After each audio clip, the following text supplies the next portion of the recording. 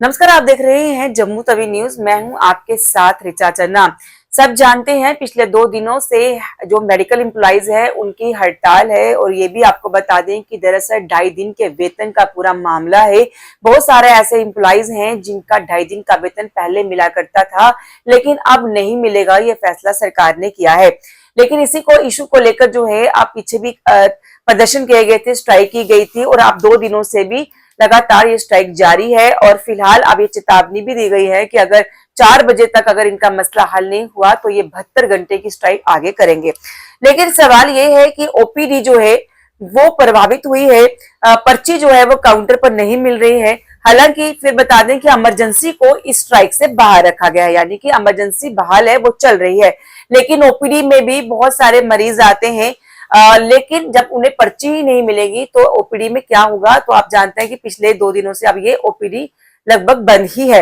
और ऐसे में अब सवाल ये है कि अगर जिन एम्प्लॉइज का वेतन कट रहा है, उनकी स्ट्राइक है, उनकी कुछ डिमांड है, वो तो जायज है, हो सकता है फंडामेंटल राइट है, लेकिन ये इंसेशनल सर्विसेज में आता है, हेल्थ।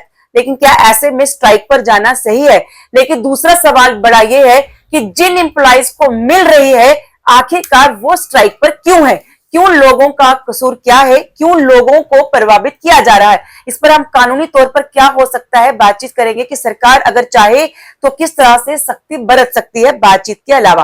तो हम बात करेंगे, हमारे साथ रिटायर्ड जज यहाँ पर मौजूद हैं। सर, आपका बहुत बहुत स्वागत है। सर, सवाल यहाँ 2 हैं। पहला कि हेल्थ जो है वो इंसेशनल सर्विसेज में आती है। हमने कोरोना में देखा, हमने हर तरह के टाइम पर देखा, चाहे कोई भी हो, 24/7 ये सर्विस चलती है, जरूरी सर्विस है। बीमार कभी भी हो सकते हैं, कोई बड़ा एक्सीडेंट घटना हो सकती है। अब 2.5 दिन का वेतन का ये मसला है कि कुछ एम्प्लॉइज को इस क्राइटेरिया से बाहर रखा गया है। उनका फंडामेंटल राइट है डिमांड करने का, लेकिन इंसेशनल सर्विसेज के चलते हमें नहीं लगता कि उन्हें स्ट्राइक पर जाना चाहिए। लेकिन चलिए एक बार मान लेते हैं कि उनका कोई मसला है, उनके वेतन इशू है, उनकी बातचीत चल रही है, लेकिन जो मसला हल नहीं हुआ।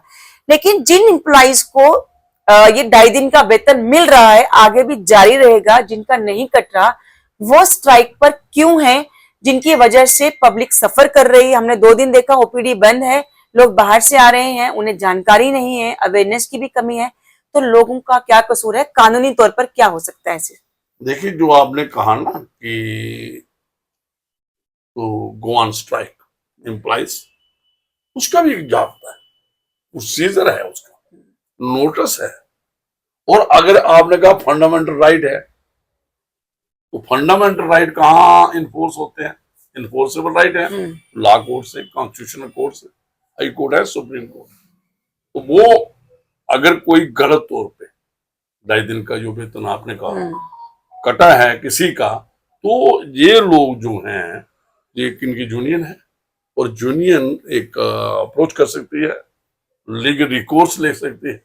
कॉन्स्टिट्यूशनल राइट जो है, फंडामेंटल राइट है जो इनका, अगर कोई स्ट्राइक का कोई राइट नहीं है इस्मा में। देखो, इस्मा में हेल्थ सर्विसेज आती है, इलेक्ट्रिसिटी है, जहाँ जो वाटर सप्लाई है, जो नेचुरल रिक्वायरमेंट है, जैसे आम लोग जुड़े हों। आपने कहा 24/7 365 डेज चल रहा है, कब भी कोई बीमार हो सकता है। सबसे बड़ी बात जो है कि जो ओपीडी है वो जम्मू एक सेंटर है जहां पे बहुत बहुत दूर से पेशेंट, क्रॉनिक पेशेंट है, और उनका एक वो बना होता है, एक क्या कहते हैं, रूटीन है। रूटीन नहीं, वो उनकी वो बनी होती है, चेकअप के लिए आना है, फॉलोअप ट्रीटमेंट के लिए आना है।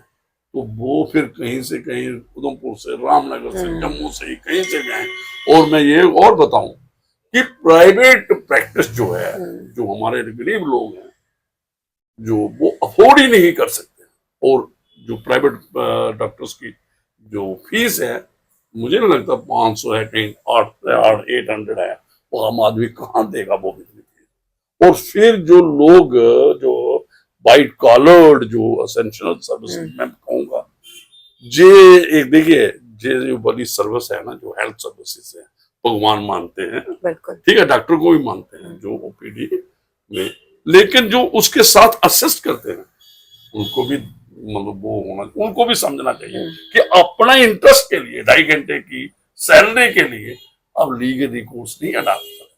आप क्या कर रहे हो? आप जो स्ट्राइक पे चल रहे हो, ओपीडी बंद कर दी है, तो जो आपने कहा इमरजेंसी और ओपीडी की कंपैरिजन नहीं हो तो उसमें भी तो भीड़ है, उसमें भी कितना उतना स्टाफ कितने वर्कलोड कहाँ होगा। जब आपने कहा पर्ची नहीं कट रही, तो इमरजेंसी वाले की पर्ची होगी, तो वो इमरजेंसी नेचर का जो होगी, ओपीडी वाले को थोड़ा देखेगा।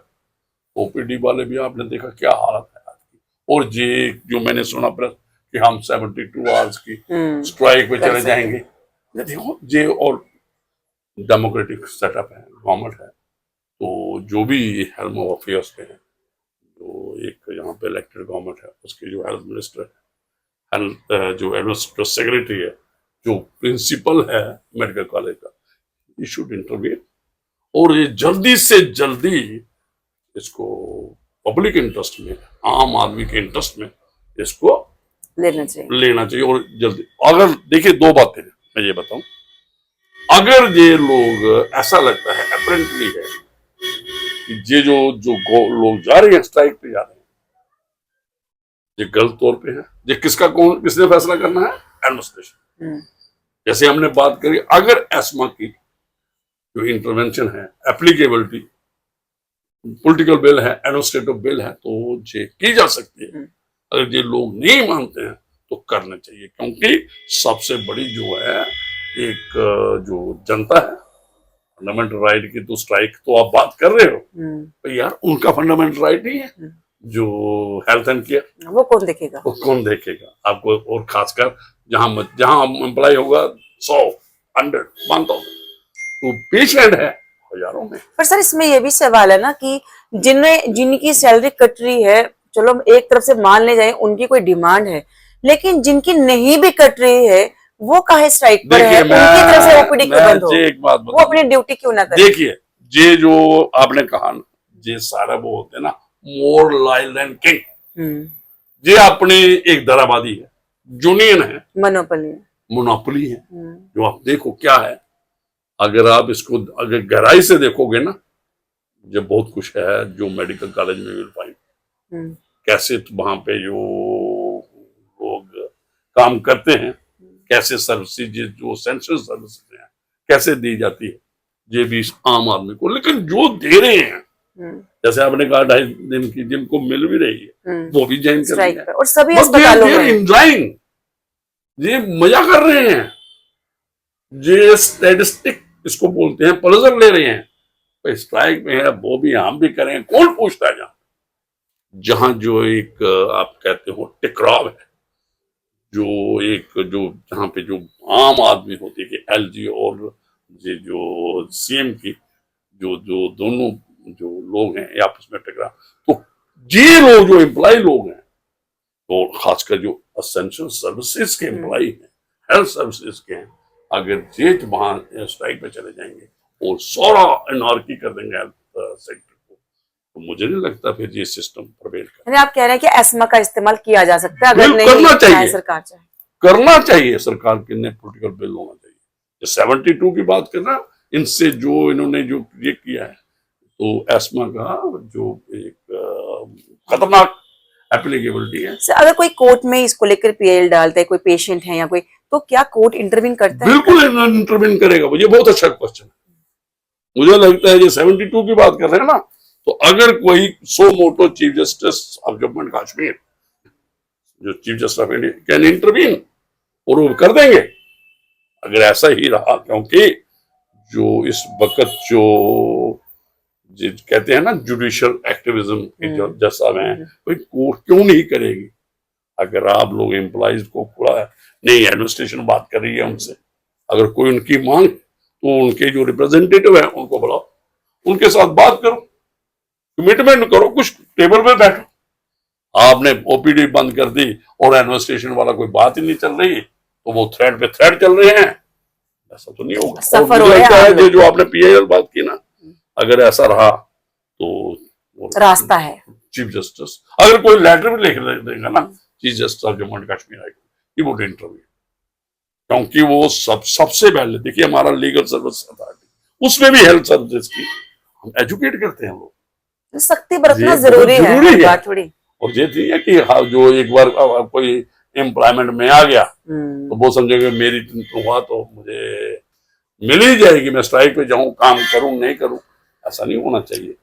तो सर उम्मीद करते हैं ये मसला जल्द सुलझ जाए। और देखिए आपने सुन लिया कि बात वही है, सवाल भी वही है कि आपका मसला है, ठीक है, अगर आपकी कोई डिमांड है आप सरकार से बात कर सकते हैं। यहाँ तक कि सरकार के लिए भी ये मसला इस समय सरदर्द ही बना हुआ है, लेकिन सरकार को भी चाहिए ये मसला जो है वो जल्द हल करे।